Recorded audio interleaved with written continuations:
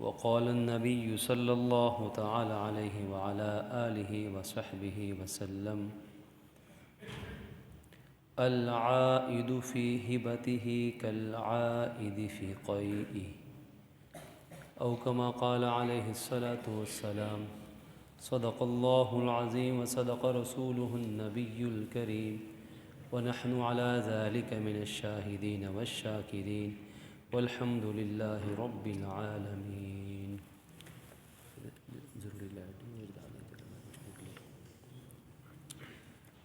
يا رب صل وسلم دائما أبدا على حبيبك خير خلق كلهم. اللهم صل على سيدنا محمد وعلى آل سيدنا محمد وأصحاب سيدنا محمد وبارك وسلم عليه.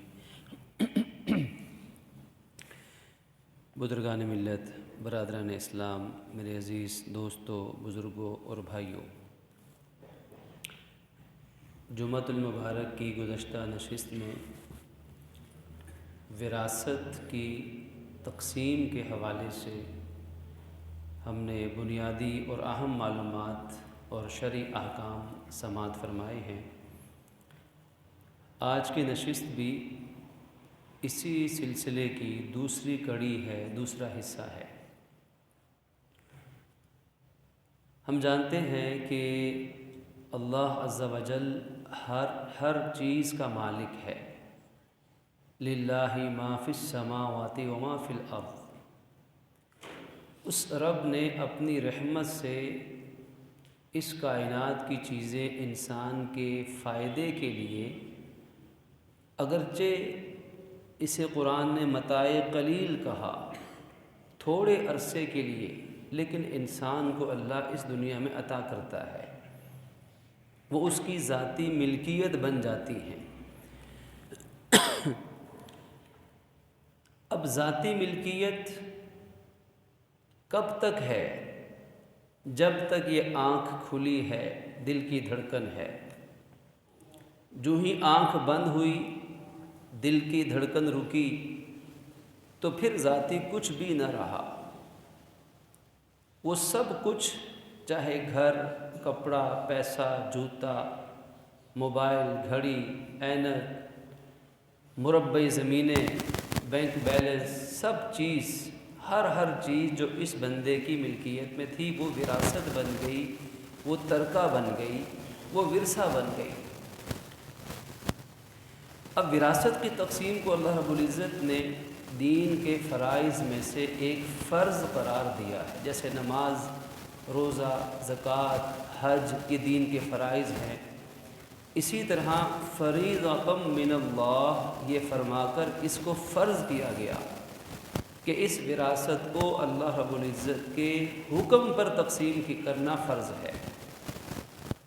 کوئی وارث اپنی مرضی سے یا کسی طریقے سے، کوئی دھوکہ دے کر، کوئی چکر چلا کر، کوئی زور زبردستی کر کر، کوئی جعلی کاغذات تیار کروا کر، کسی کو بلیک میل کر کسی طریقے سے کوئی وارث بھی اس ترکے کا استعمال نہیں کر سکتا، اس کے لیے حرام ہے.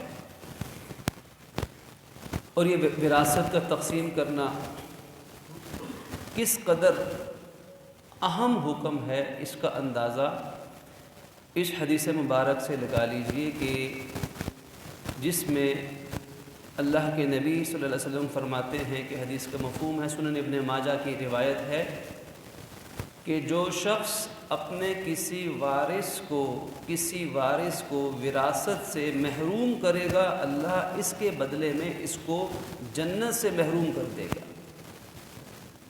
اب کہاں وہ چھوٹا سا ٹکڑا 5 مرلے کا، وہ چند لاکھوں کروڑوں روپے کی پھوٹی کوڑیاں، وہ تھوڑی سی جائیداد، اس کی لالچ میں جنت سے محرومی، اللہ اس کو جنت سے محروم کرے گا. اور جنت کیا ہے؟ جنت کتنی عظیم چیز تھی جس سے یہ محروم ہو رہا ہے، اس غلطی کی بنا پر کہ کسی کا ناجائز حصہ اس نے رکھ لیا.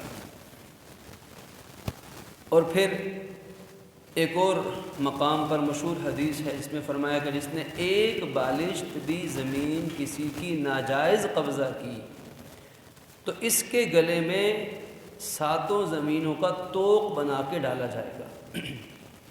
اور ایک دوسری روایت میں کہ قیامت کے دن یہ اس حال میں اللہ کے سامنے پیش ہوگا کہ اس کو حکم ہوگا کہ وہ جو تم نے ایک بالشت زمین کسی کی ناجائز قبضہ کی تھی، کسی کی چھینی تھی، اس زمین کو کھودنا شروع کر دو۔ 7 زمینوں کے برابر اس سے زمین کھدوائی جائے گی اور اس کی مٹی اٹھا کر اس کے گلے میں ہار بنا کر پہنا دی جائے گی۔ اب اس کی گردن جھکی ہوگی تکلیف کے مارے، دنیا میں ہوتا تو کب کا مر چکا ہوتا، لیکن موت نہیں آنی۔ جب تک حساب و کتاب چلتا رہے گا یہ اسی عذاب میں مبتلا رہے گا۔ اب چاہے وہ وراثتی زمین تھی، کسی بہن کی، بیٹی کی، بیوہ کی، یتیم بچے کی، کسی مجبور چھوٹے بھائی کی، کسی کی زمین، کسی کی وراثت ہے، تو اللہ کے نبی نے صادق مصدوق پیغمبر نے یہ پہلے خبر دے دی کہ یہ اس کا انجام ہونے والا ہے۔ اور ایک اور مقام پر ارشاد فرمایا کہ الا لا تظلموا، اے لوگو خبردار کسی پر ظلم مت کرنا۔ اور فرمایا الا خبردار لا یحل مال امرئ الا بطیب نفس من او کما قال، کہ یاد رکھنا کسی کا مال اس کی دلی خواہش، دلی چاہت کے بغیر کسی دوسرے کے لیے حلال نہیں ہو سکتا۔ جب تک وہ دل سے کسی کو دینے کے لیے تیار نہیں ہوگا تو اس کے لیے کسی دوسرے کے لیے حلال نہیں ہوگا۔ اب ہمارے معاشرے میں خواتین عام طور پر وراثت سے محروم کر دی جاتی ہیں، کبھی بہنوں کا حصہ نہیں ملتا، کبھی بیٹیوں کا حصہ نہیں ملتا، کبھی چھوٹے یتیم بچے بچیاں ہیں ابھی اتنے شعور میں نہیں ہیں، ان کو حصے، ان کو وراثتیں سے محروم کیا جاتا ہے۔ اور کہیں یہ صورتحال ہوتی ہے کہ بڑا بھائی یا بڑے بھائی اپنے والد کے ساتھ کاروبار میں شریک رہتے ہیں، ہاتھ بٹاتے ہیں، چھوٹا بھائی چھوٹے موٹے کام کاجوں پہ لگا رہتا ہے، جب باپ فوت ہوتا ہے تو پھر بڑے ہی سارے کاروبار پہ قبضہ جما لیتے ہیں۔ کبھی اس کا الٹ بھی ہو جاتا ہے کہ ماں باپ نے بچوں کی شادیاں کر دی، وہ اپنے اپنے گھروں میں جا کے آباد ہو گئے، اور بوڑھے ماں باپ سب سے چھوٹے بچے کے ساتھ رہنے لگ گئے۔ عمر کا آخری حصہ سب سے چھوٹے بیٹے کے ساتھ گزرا، اس مکان میں جو ماں باپ نے بنایا، جو والد نے بنایا۔ والد فوت ہو گیا، اب سب سے چھوٹے نے اسی مکان پہ قبضہ کر لیا۔ یہ بھی معاشرے میں ہوتا ہے، کئی شکلیں ہیں۔ پھر وہ بیوہ خاتون جس کا شوہر فوت ہو جائے، کتنے ایسے سسرال ہیں کہ جو اس بیوہ عورت کو اس کے فوت شدہ شوہر کی وراثت میں سے وہ حصہ دینے والے ہیں جو اللہ نے قرآن میں بیان کیا۔ کتنے ہوں گے؟ الا ماشاء اللہ، جنہیں اللہ نے توفیق دی، جن کے دل میں خیال ہے، جن کے دل میں قبر کا خیال ہے، اللہ کا خوف ہے، کیونکہ یہ وراثت کی تقسیم بغیر خوف الہی، بغیر فکر آخرت کے ممکن نہیں ہے۔ دل میں تقویٰ ہوگا، قبر کی، حشر کی، آخرت کی سزا کا خیال ہوگا تو پھر وراثت تقسیم کرنا بھی مشکل نہیں ہوگا، ورنہ بہت مشکل کام ہے۔ ورنہ تو وہ چاہے گا کہ اے کاش سارے وارث مر جائیں، سب کی وراثت مجھے مل جائے، پھر بھی اس کی جو پیٹ کی جہنم ہے وہ کبھی نہیں بھرے گی، بلکہ یہ سلسلہ پھر اس کی اولاد میں چلا جائے گا۔ جیسے اس نے اوروں کی وراثت چھینی، ہڑپ کی، مال حرام، اب اس کی سزا اس کی اولاد کو بھی ملے گی، وہ بھی ایسے ہی لڑیں گے اور ان میں بھی ایسے ہی ٹوٹ پھوٹ ہوگی۔ اور یہ مال وراثت دنیا میں بھی آگ کی طرح ان کو جلائے گا اور آخرت میں بھی، لیکن آخرت کی والعذاب الآخرت اکبر، لیکن آخرت کا جو عذاب ہے وہ دنیا کے عذاب سے بہت بڑا اور بہت زیادہ سخت ہوگا۔ تو دل میں فکر ہونی چاہیے کہ میرے ذمے کسی کی ادائیگی نہ رہے۔ کئی موقعوں پر شوہر نامدار اپنی بیویوں سے حق مہر معاف کرواتے دکھائی دیتے ہیں۔ کبھی تو حق مہر پہلی رات میں ہی درخواستیں شروع ہو جاتی ہیں کہ حق مہر معاف کرو گے تو قریب آؤں گا، اور کبھی ساری زندگی حق مہر نہیں دیتا، جب مرنے لگتا ہے تو پھر بیوی کے منتے ترلے کرتا ہے کہ مجھے حق مہر معاف کر دینا۔ اور کبھی اس نے معافی نہیں مانگی، بلکہ جب یہ مر جاتا ہے تو خواتین مل کر، دوسرے رشتہ دار مل کر بیوی کی منتے ترلے کرتے ہیں کہ بیچارے کو معاف کر دینا، حق مہر تھا اس کا۔ اور پھر بیوی مرتی کیا نہ کرتی، ایک تو وہ شوہر کی وفات پر صدمے سے دوچار ہے، اس کا غم سب سے زیادہ ہے، اسی لیے عدت بھی 4 ماہ 10 دن سب سے لمبی رکھی۔ شریعت میں سارے رشتہ داروں کا سوگ 3 دن کا سوگ ہے، ماں باپ فوت ہو جائیں یا اولاد یا بہن بھائی، 3 دن کا سوگ ہے، 3 دن غم کے ہیں۔ لیکن جو بیوہ عورت ہے اس کا سوگ سب سے زیادہ ہے، 4 مہینے 10 دن قرآن میں آیا، قرآن کا فیصلہ۔ کس میں ہمت ہے انکار کرے؟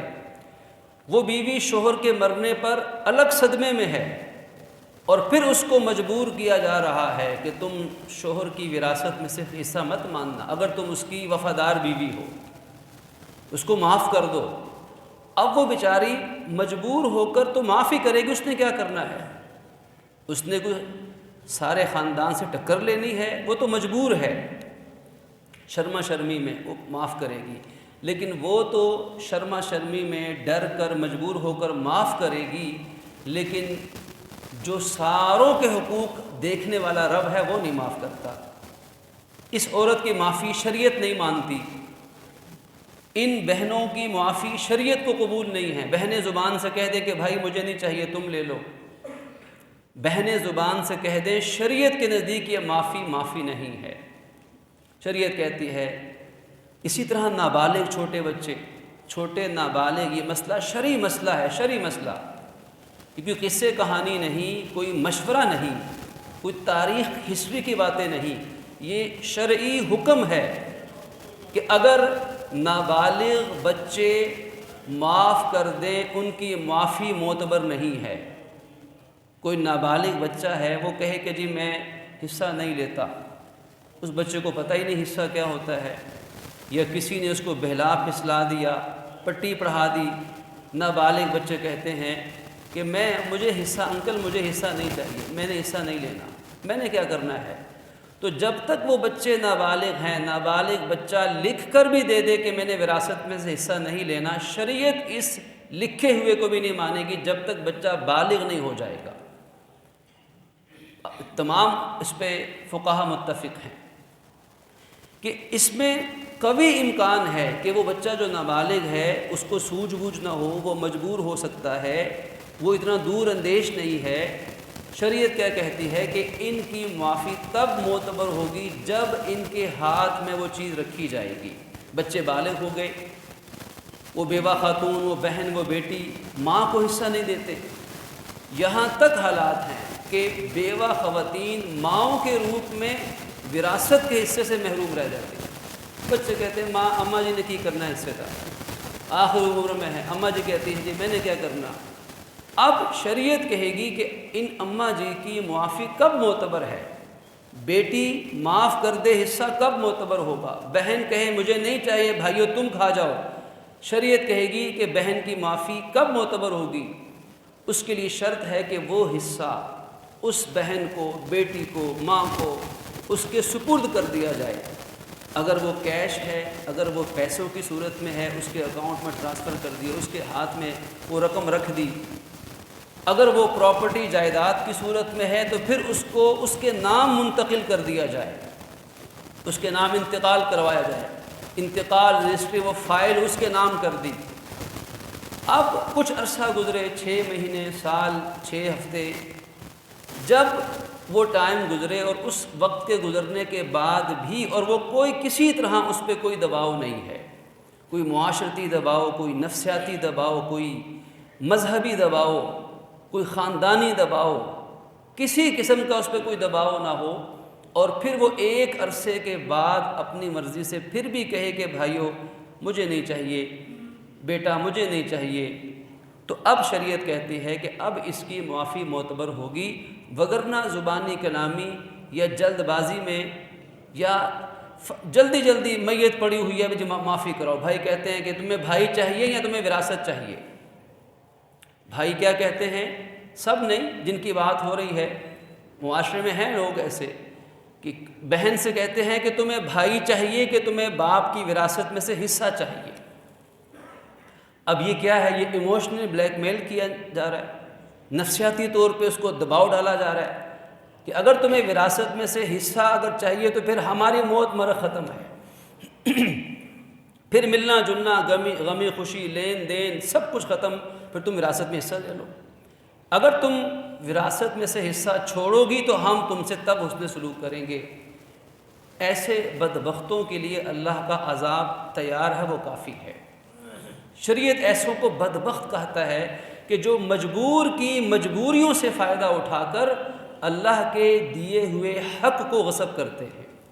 فقہائے کرام نے لکھا ہے کہ وراثت کا مال غصب کرنا اور عام مال غصب کرنے میں ایک بڑا فرق ہے۔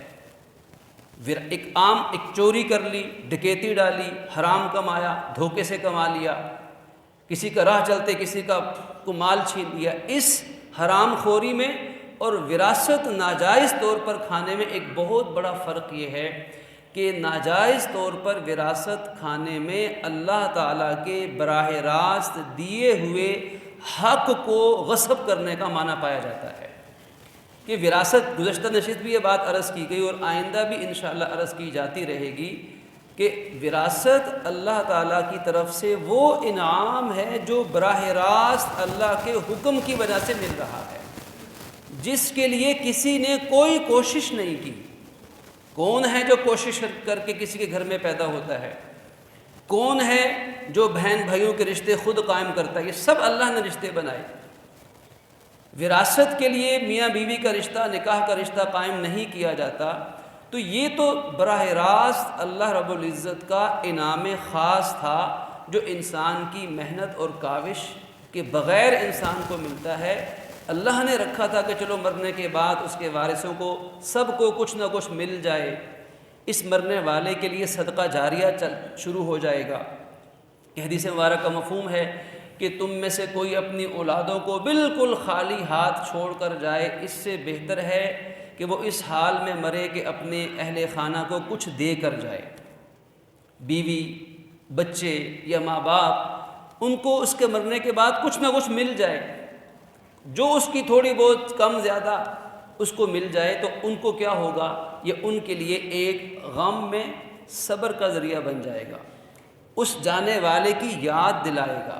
ان کے ہاتھ اٹھیں گے کہ ہمارا باپ اور میرا شوہر یا میری اولاد، ہمیں ان سے کچھ ملا ہے، وہ دل سے اس کے لیے دعا کریں گے۔ الانسان عبد الاحسان، انسان کے دل میں احسان کرنے والے کی قدر ہوا کرتی ہے۔ تو یہ دنیا سے جانے والوں کے لیے اللہ کا انعام تھا، اللہ کی طرف سے ایک صبر کا ذریعہ تھا، اور دنیا سے جانے والے کے لیے صدقہ جاریہ تھا۔ اللہ نے پورا نظام بنا دیا، لیکن یہ شخص کیا کرتا ہے؟ یہ چال بازی، مکر و فریب کر کے اس مال کو چھین لیتا ہے۔ تو یہ اللہ کے دیے ہوئے مال پہ ڈاکہ ڈالتا ہے۔ یہ عام چوری نہیں ہے، یہ عام ڈکیتی نہیں ہے، یہ عام حرام نہیں ہے۔ اسی لیے اللہ رب العزت نے براہ راست اس پر وعید سنائی کہ انما یأکلون فی بطونہم نارا، کہ یہ لوگ اپنے پیٹ میں جہنم کے انگارے اور آگ بھر رہے ہیں۔ اسی لیے کہ اللہ کے نبی نے فرمایا کہ جو کسی کو اپنے کسی وارث کو وراثت سے محروم کرے گا تو اللہ اس کو جنت سے محروم کر دے گا۔ اب وہ وراثت سے محروم کرنے کے بہت سے طریقے ہیں۔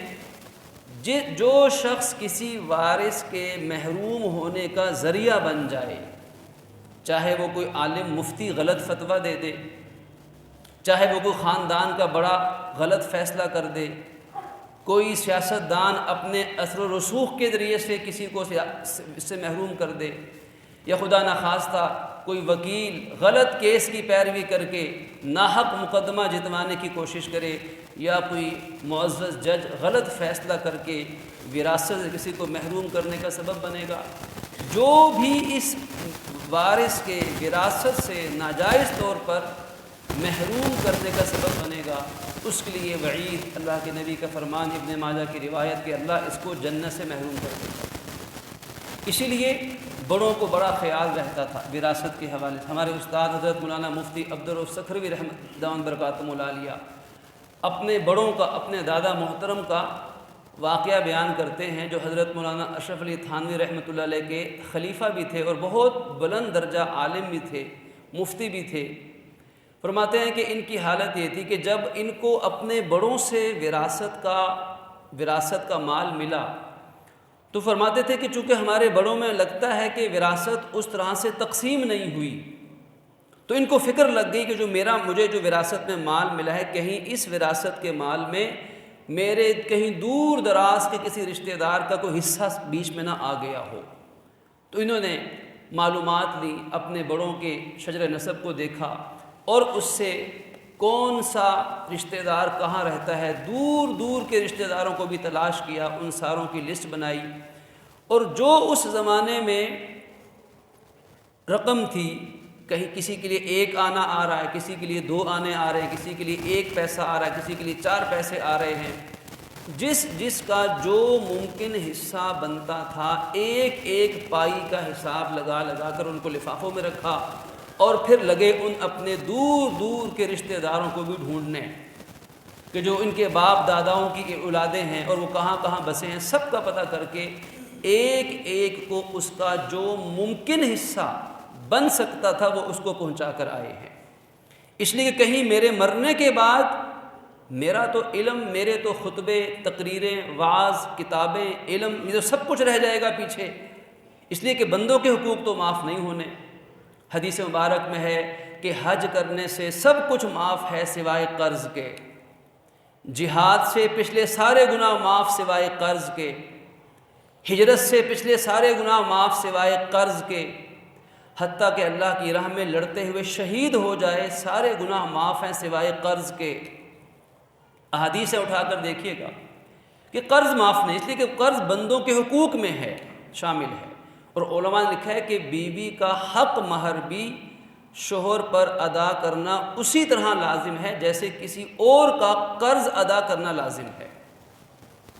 اور بلکہ ایک حدیث میں یہاں تک وعید کہ ایک شخص کسی عورت سے نکاح کرتا ہے اور اس کے دل میں یہ ارادہ ہے کہ میں نے اس کا بیوی کا حق مہر نہیں دینا، مجھ سے کون لے سکتا ہے، یہ حق مہر کوئی ادا کیا جاتا ہے، تو جو حق مہر نہ دینے کی نیت سے عورت سے نکاح کرتا ہے، روز قیامت یہ بدکاروں میں اٹھایا جائے گا۔ کہ حق مہر شرعی حصہ، قرآن نے کہا وَآتُوا النِّسَاءَ صَدُقَاتُهُنَّ نِحْلًا، کہ عورتوں کو ان کا حق مہر دو اور خوش دلی سے دو۔ یہ ایسے ہی لازم ہے جیسے اوروں کا کسی اور کا قرض لیا وہ دینا لازم ہے۔ اب اسی لیے شریعت کا حکم ہے کہ جب ایک انسان فوت ہو جائے، کفن دفن جنازہ سب سے پہلے ہے، جنازے کے بعد اس کی قبر بن گئی، قبر میں دفن ہونے کے بعد وارثوں کے ذمے جو سب سے پہلا کام ہے وہ نہیں ہے کہ رشتہ داروں کو کھلانا پلانا، دعوتیں شروع کر دی جائیں، سب سے پہلا کام وارثوں کا اس مرنے والے کے ذمے قرض کی تحقیق کریں۔ بلکہ اللہ کے نبی تو ابھی جنازہ نہیں ہوتا تھا، پہلے پوچھتے تھے بتاؤ اس کے ذمے کسی کا قرض تو نہیں ہے؟ اگر کوئی کہتا ہے کہ یا رسول اللہ میرا قرض اس نے دینا تھا، آپ جنازے سے پیچھے ہٹ جاتے کہ میں نہیں پڑھاتا، کسی اور سے کہہ کے۔ آج کوئی امام ایسے کرنے لگ جائے تو یقیناً معاشرہ بالکل درست ہو جائے کہ اللہ کے نبی نے بھی ایسا کیا اور امام بھی ایسا کر دے کہ قرض ہے یا تو قرض ابھی ادا کرو، یا کوئی بندہ اس قرض کی ادائیگی اپنے ذمے لے لے، یا وارث کہے کہ اگر قرض ہے تو میں ادا کر دوں گا، آپ مجھ سے بعد میں رابطہ کر لیں، پھر بھی ٹھیک ہے۔ تو قرض کی ادائیگی مرنے والے کے ذمے سب سے پہلے ہے، اور قرض کی ادائیگی میں اگر اس کی 100% وراثت بھی لگ سکتی ہو تو لگانا فرض ہے۔ وراثت کی تقسیم تو تیسرے چوتھے مرحلے پر آئے گی، قرض ادا کرنے میں اگر ساری وراثت بھی لگ جائے تو لگانا ضروری ہے، اس لیے کہ قرض معاف نہیں ہے۔ اور فرماتے ہیں کہ میرے دادا محترم کی عادت ہوتی تھی کہ کہیں جنازہ ہوتا، جنازے کے بعد قبر بننے کے بعد فوراً جہاں فوتگی ہوئی اس گھر کے باہر جا کے دروازے پر بیٹھ جاتے، کیونکہ عالم دین تھے، مفتی تھے، قاضی تھے، دروازے پر بیٹھ جاتے اور ان کے وارثوں کو بلاتے اور کہتے کہ بتاؤ اس مرنے والے نے کتنی وراثت چھوڑی ہے، کیا کچھ چھوڑا ہے، اور اس پہ قرض کتنا تھا۔ کچھ ہی دیر میں وہ سارا حساب و کتاب لگاتے، اگر قرض ہے تو قرض ایسے اتنا دینا ہے، اتنا قرض ہوگا، قرض نہیں ہے تو اس کی جتنی وراثت ہے اس ساری وراثت کا حساب و کتاب لگا کے بتا کر آ جاتے کہ اس وارث کو اتنا ملے گا، اسی وقت تقسیم ہوتی۔ کیونکہ وراثت کی تقسیم میں جتنی تاخیر ہوگی، قرض ادا کرنے کے بعد بھی مال بچا تو عرض کیا تھا وصیت، تہائی میں سے وصیت ہوگی شریعت کے مطابق اگر ہے، پھر اس کے بعد وراثت کی تو تقسیم فوراً ہو، اس کے حساب و کتاب میں دیر کرنا شریعت کے خلاف ہے۔ اور پھر کئی مرتبہ ایسا ہوتا ہے کہ اس وراثتی چیز کا رینٹ کرایہ آتا رہتا ہے، اب وہ تقسیم ہوا ہی نہیں اور جس کے قبضے میں ہے سارا رینٹ وہی کھاتا رہتا ہے۔ حالانکہ یہ مسئلہ یاد رکھنا چاہیے، یہ شرعی مسئلہ ہے، اس کی تحقیقات آپ حضرات اپنی مرضی سے کر سکتے ہیں کہ جس وارث کا جتنا حصہ اس وراثت میں ہے اسی ریشو سے اس رینٹ میں بھی اس وارث کا حصہ بنتا ہوگا۔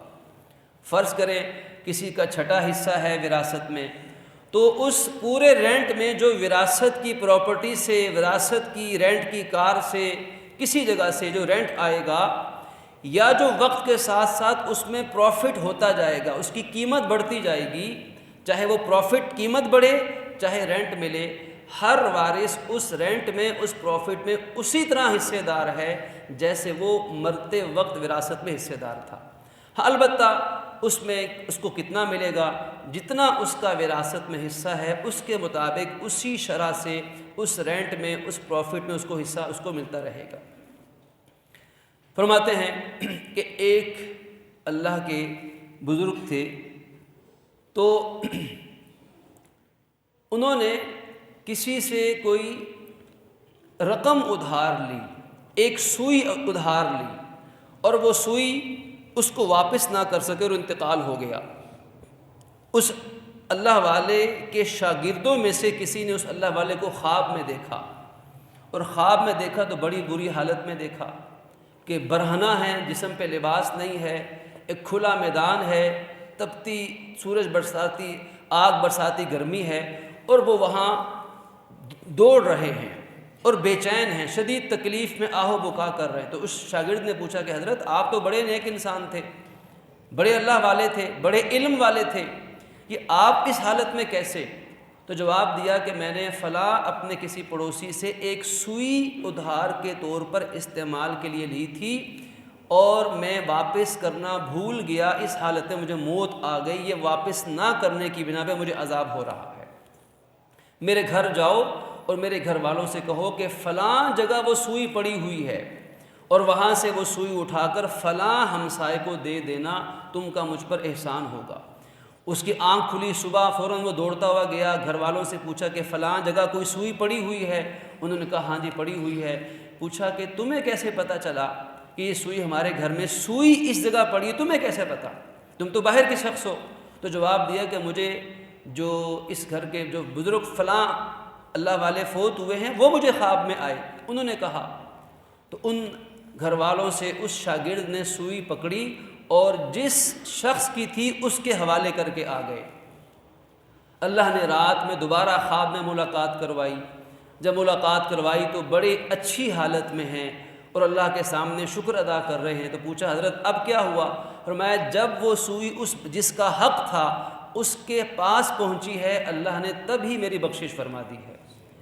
اب غور فرمائیں کہ ایک سوئی ناجائز طور پر کسی کی رکھ لینے سے اگر یہ حالت ہے تو وراثت کے لاکھوں روپے کھا جانا، زمینوں کی زمینوں پہ قبضے کر جانا، نسلوں کی نسلوں کو محروم کر دینا، یہ کتنا بدترین اور مہلک گناہ ہے، اور اس سے کسی کی بھی معافی نہیں۔ جیسا کہ ابھی عرض کیا کہ اللہ کے نبی صحابہ کرام کے بارے میں پوچھ لیتے کہ کسی کا اس نے قرض تو نہیں دینا۔ دو صحابی حضرت عوف ابن مالک اور حضرت صاحب کا واقعہ لکھا ہے کہ حضرت صعب نے حضرت عوف بن مالک، دونوں صحابہ ہیں، ان سے کہا، آپس میں کہا کہ دیکھو جو پہلے فوت ہوگا نا وہ خواب میں دوسرے سے آ کے ملے گا۔ اب ان کی یہ خواہش تھی، اللہ نے پوری کی۔ ہوا یہ کہ حضرت صعب پہلے فوت ہو گئے اور عوف ابن مالک کو خواب میں آئے۔ خواب میں آ کر کیا دیکھا تو ان کی گردن پر جلنے کا نشان ہے۔ پوچھا صعب یہ کیا ہوا، کیسی رہی؟ تو عرض کیا کہ اللہ نے بڑا کرم کر دیا تھا، لیکن مجھ سے ایک غلطی ہو گئی تھی جس کی سزا مجھے یہ ملی ہوئی ہے۔ ایک ہاتھ پہ پٹی بندھی ہوئی ہے اور یہاں پہ جلنے کا نشان ہے۔ پوچھا یہ کیا ہوا؟ تو فرمایا کہ اصل میں ہوا یہ کہ میں نے ایک یہودی سے 10 دینار قرض کے طور پر لیے تھے اور وہ اپنے گھر میں فلاں جگہ رکھے ہوئے تھے، وہ استعمال بھی نہیں ہو سکے، میں بھول گیا واپس کرنا، اس حالت میں میری موت آ گئی۔ اب یہ اس یہودی کے، مسلمان کے نہیں، وارث کے نہیں، ایک یہودی کے، غیر مسلم کے 10 دینار فلاں جگہ رکھے ہیں، وہ ادا ہوں گے تو میری خلاصی ہوگی۔ یہ صبح اٹھے، سیدھے گھر پہنچے، گھر والوں سے کہا کہ فلاں جگہ اتنی رقم پڑی ہے۔ گھر والے حیران تھے، جواب دیا خواب میں مجھے ملے ہیں۔ وہاں سے وہ رقم 10 دینار پکڑے اور 10 دینار پکڑ کر اس یہودی کے حوالے کیے۔ یہودی کے حوالے کیے۔ اگلی رات کو پھر خواب میں اللہ نے ملاقات کی تو وہ نشان، وہ جلنے کا نشان ختم ہو چکا۔ تو پوچھا کہ حضرت یہ اب کیا معاملہ ہے؟ فرمایا جب وہ اس کی رقم واپس ہوئی تو وہ جو اس کے دینار تھے سونے کے سکے، ان کو یہاں داغا جاتا تھا جہنم کی آگ سے، اللہ نے اس سے بچا دیا اور ہاتھ بھی ٹھیک ہو چکا ہے۔ فرمایا یہ تمہارے ہاتھ پہ کپڑا بندھا تھا، ہاتھ بھی ٹھیک، یہ کیا ہوا؟ تو کہا کہ وہ جب مجھے داغا گیا تو موت کی اور اس وقت کی اتنی تکلیف تھی کہ میں نے اپنا ہاتھ خود چبا لیا تکلیف کی بنا پہ، ایسا شدید تکلیف کا معاملہ تھا۔ فرماتے کہ میں اللہ کے نبی کے پاس پہنچ گیا، یا رسول اللہ میں نے صعب کو تو اس حالت میں دیکھا ہے، اب میں نے اس کے دینار تو واپس کر دیے ہیں، لیکن جو ہاتھ پہ جلے ہوئے، جو ہاتھ پہ تکلیف ہے وہ تو باقی ہوگی، آپ دعا فرما دیجئے کہ اللہ ان کی اس تکلیف کو بھی ختم فرما دے۔ اللہ کے نبی نے دعا کے لیے ہاتھ اٹھا دیے، جب خواب میں دیکھا تو اللہ نے وہ ہاتھ کو بھی شفا عطا فرما دی۔ اب یہاں پر بے شمار ایسے واقعات ہیں، لیکن ان ساری باتوں کا خلاصہ یہ ہے کہ حقوق العباد انسان کے نامہ اعمال کا وہ سخت ترین نامہ اعمال ہے کہ جس کے بارے میں اللہ رب العزت کی طرف سے معافی نہیں ہے جب تک وہ بندہ معاف نہ کر دے یا جس کا حق ہے اس کو ادا نہ کر دیا جائے۔ اور ان حقوق العباد میں سے اہم معاملہ وراثت کا معاملہ ہے۔ اس لیے گزارش یہ ہے کہ وراثت کی تقسیم کے معاملے کو اتنا ہلکا نہ لیا جائے کہ اپنی مرضی سے انسان جو چاہے کرے۔ اس کا طریقہ یہ ہے کہ کسی کے فوت ہونے پر علماء سے رجوع کیا جائے، تحریر لکھ لی جائے کہ ایک شخص فوت ہوا اور اس کی ملکیت میں تمام چیزیں جو اس کی ملکیت میں ہیں وہ لکھ دیں، قرض کیا ہے وہ لکھ دیں، اور وارث کون کون ہیں، میاں بیوی میں سے، ماں باپ میں سے، اولاد میں سے، ان وارثوں کی تفصیل لکھ کر پھر کسی مستند دارالافتاء سے اس کے بارے میں معلوم کیا جائے کہ اب اس کی وراثت کیسے تقسیم ہوگی، اور جیسے شریعت کا حکم ہو اس کے مطابق تقسیم کیا جائے۔ اللہ رب العزت ہمیں توفیق عمل نصیب فرمائے۔ وآخر دعوانا ان الحمد للہ رب العالمین۔